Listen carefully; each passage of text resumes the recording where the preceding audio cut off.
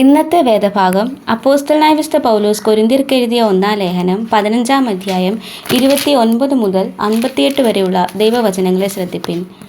അല്ല, മരിച്ചവർക്ക് വേണ്ടി സ്നാനമേൽക്കുന്നവർ എന്തു ചെയ്യും? മരിച്ചവർ കേവലം ഉയർക്കുന്നില്ലെങ്കിൽ അവർക്ക് വേണ്ടി സ്നാനമേൽക്കുന്നതെന്തിന്? ഞങ്ങളും നാഴിക തോറും പ്രാണഭയത്തിലാകുന്നതെന്തിന്? സഹോദരന്മാരെ, നമ്മുടെ കർത്താവായ ക്രിസ്തുയേശുവിങ്കൽ എനിക്ക് നിങ്ങളിലുള്ള പ്രശംസയാണ്. ഞാൻ ദിവസേന മരിക്കുന്നു. ഞാൻ എഫെസോസിൽ വെച്ച് മൃഗയുദ്ധം ചെയ്തത് വെറും മാനുഷ്യമെന്ന് വരികിൽ എനിക്ക് എന്ത് പ്രയോജനം? മരിച്ചവർ ഉയർക്കുന്നില്ലെങ്കിൽ നാം തിന്നുക, കുടിക്കുക, നാളെ ചാകുമല്ലോ. വഞ്ചിക്കപ്പെടരുത്. ദുർഭാഷണത്താൽ സദാചാരം കെട്ടുപോകുന്നു. നീതിക്ക് നിർമ്മതരായി ഉണരുവിൻ. പാപം ചെയ്യാതിരിപ്പിൻ. ചിലർക്ക് ദൈവത്തെക്കുറിച്ച് പരിജ്ഞാനമില്ല. ഞാൻ നിങ്ങൾക്ക് ലജ്ജയ്ക്കായി പറയുന്നു. പക്ഷേ ഒരുവൻ മരിച്ചവർ എങ്ങനെ ഉയർക്കുന്നു എന്നും ഏതുവിധം ശരീരത്തോടെ വരുന്നു എന്നും ചോദിക്കും. മൂഢ, നീ വിതയ്ക്കുന്നത് ചത്തില്ല എങ്കിൽ ജീവിക്കുന്നില്ല. നീ വിതയ്ക്കുന്നതോ ഉണ്ടാകുവാനുള്ള ശരീരമല്ല, കോതമ്പിൻ്റെയോ മറ്റു വല്ലതിൻ്റെയോ വെറും മണിയത്രേ വിതയ്ക്കുന്നത്.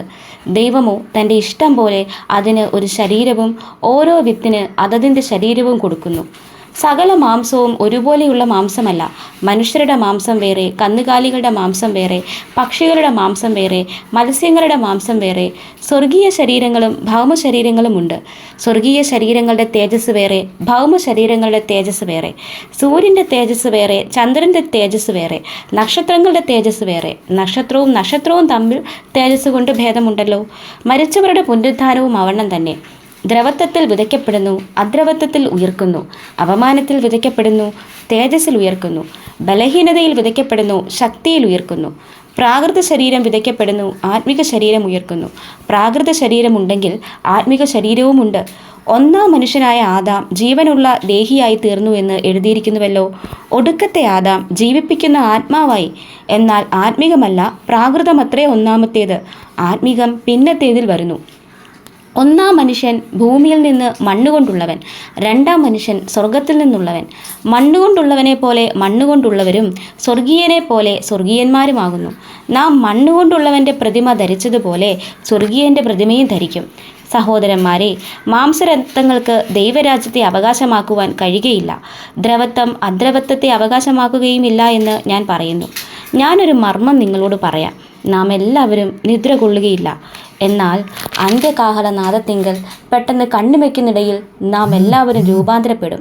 കാഹളം ധ്വനിക്കും. മരിച്ചവർ അക്ഷയരായി ഉയർക്കുകയും നാം രൂപാന്തരപ്പെടുകയും ചെയ്യും. ഈ ദ്രവത്വമുള്ളത് അദ്രവത്വത്തെയും ഈ മർത്യമായത് അമർത്യത്തെയും ധരിക്കണം. ഈ ദ്രവത്വമുള്ളത് അദ്രവത്വത്തെയും ഈ മർത്യമായത് അമർത്യത്വത്തെയും ധരിക്കുമ്പോൾ മരണം നീങ്ങി ജയം വന്നിരിക്കുന്നു എന്ന് എഴുതിയിരിക്കുന്ന വചനം നിവൃത്തിയാകും. ഹേ മരണമേ, നിന്റെ ജയം എവിടെ? ഹേ മരണമേ, നിന്റെ വിഷമുള്ളെവിടെ? മരണത്തിൻ്റെ വിഷമുള്ള പാപം, പാപത്തിൻ്റെ ശക്തിയോ ന്യായപ്രമാണം. നമ്മുടെ കർത്താവായ യേശുക്രിസ്തു മുഖാന്തരം നമുക്ക് ജയം നൽകുന്ന ദൈവത്തിന് സ്തോത്രം. ആകയാൽ എൻ്റെ പ്രിയ സഹോദരന്മാരെ, നിങ്ങൾ ഉറപ്പുള്ളവരും കുലുങ്ങാത്തവരും നിങ്ങളുടെ പ്രയത്നം കർത്താവിൽ വ്യർത്ഥമല്ല എന്നറിഞ്ഞിരിക്കയാൽ കർത്താവിൻ്റെ വേലയിൽ എപ്പോഴും വർദ്ധിച്ചു വരുന്നവരുമാകുവിൻ. ഈ വചനങ്ങളാൽ ദൈവം നമ്മെ ഇവരെയും അനുഗ്രഹിക്കുമാറാകട്ടെ.